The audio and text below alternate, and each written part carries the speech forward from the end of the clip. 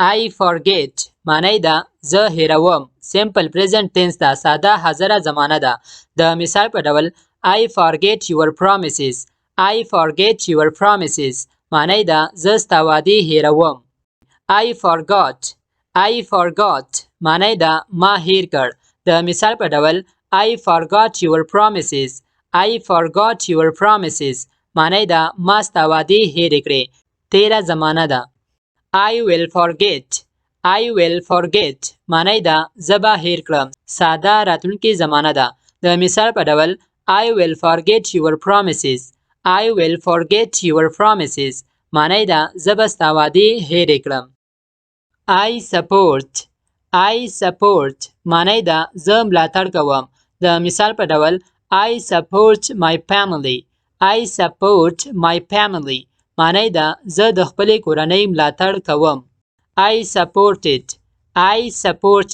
معنی ده ما ملاتړ وکړ. د مثال په ډول I supported my family.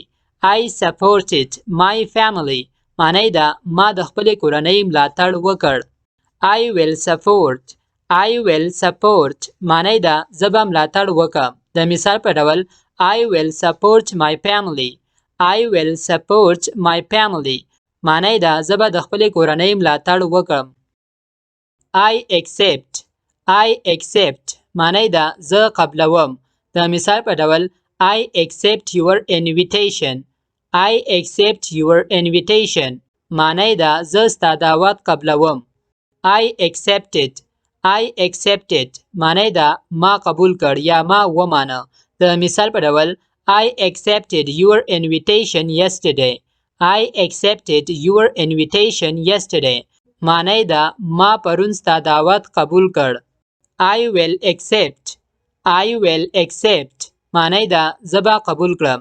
د مثال په ډول I will accept your invitation.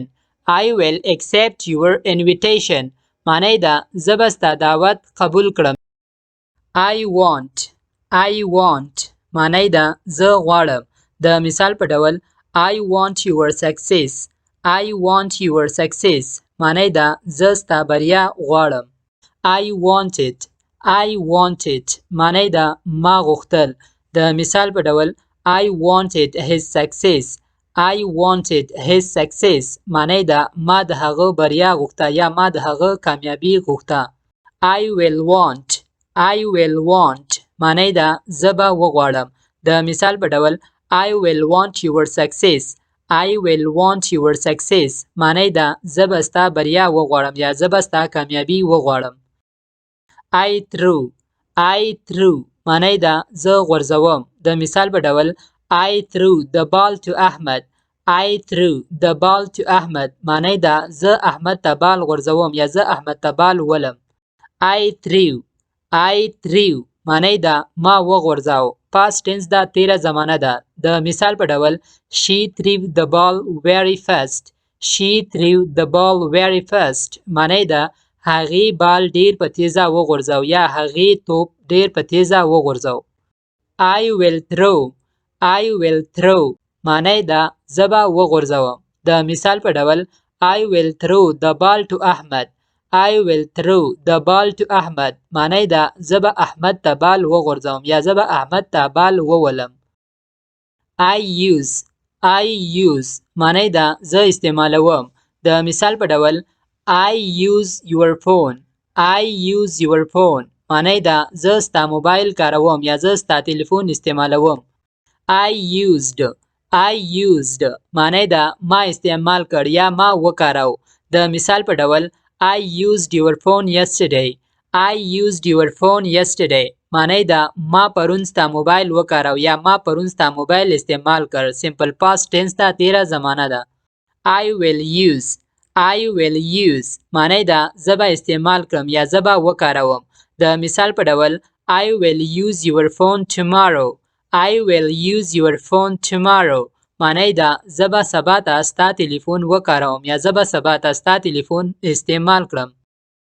I think معنی ده زه مننه کوم.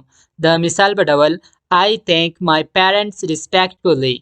I thank my parents respectfully معنی ده زه له خپلو والدینو په ادب سره مننه کوم.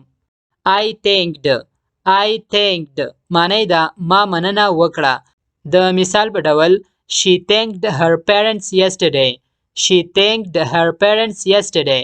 معنی ده هغې له خپلو والدینو نه پرون مننه وکړه. I will thank معنی ده زه به مننه وکړم. د مثال په ډول I will thank my parents. I will thank my parents. معنی ده زه به د خپلو والدینو مننه وکړم یا زه به له خپلو والدینو تشکر وکړم. I try معنی ده زه هڅه کوم یا زه کوشش کوم. د مثال په ډول I try to meet you every week. I try to meet you every week. معنی ده زه کوشش کوم یا زه هڅه کوم چې تا سره هره اونۍ میلاو شم یا وګورم. I tried معنی ده ما هڅه وکړه یا ما کوشش وکړ. سمپل پاست ټینس ده، تیره زمانه ده. د مثال په ډول I tried to meet you yesterday. I tried to meet you yesterday. معنی ده ما هڅه وکړه یا ما کوشش وکړ چې تا سره پرون ملاقات وکړم. I will try معنی ده زه به هڅه وکړم یا زه به کوشش وکړم. د مثال په ډول I will try to meet you. I will try to meet you. معنی ده زه به هڅه وکړم یا زه به کوشش وکړم چې تا سره ووینم یا تا سره ملاقات وکړم. I agree معنی ده زه موافق یم. د مثال په ډول I agree with you. I agree with you معنی ده زه له تا سره موافق یم. I agreed معنی ده زه موافق وم. د مثال په ډول I agreed with you yesterday. I agreed with you yesterday معنی ده زه پرون له تا سره موافق وم. I will agree معنی ده زه به موافق یم. د مثال په ډول I will agree with you. I will agree with you معنی ده زه به له تا سره موافق یم. He steals معنی ده هغه غلا کوي. He stole معنی ده هغه غلا وکړه. تیر وخت ده، تیره زمانه ده. He will steal معنی ده هغه به غلا وکړي. راتلونکې زمانه ده، سمپل فیوچر ټینس ده. ملګرو د داسې نورو ښایسته ویډیوګانو لپاره زموږ یوټیوب چینل انګلیش ریډر سبسکرایب کړئ او ویډیوګانو باندې لایک او کمنټ ضرور وکړئ. ډیره مننه.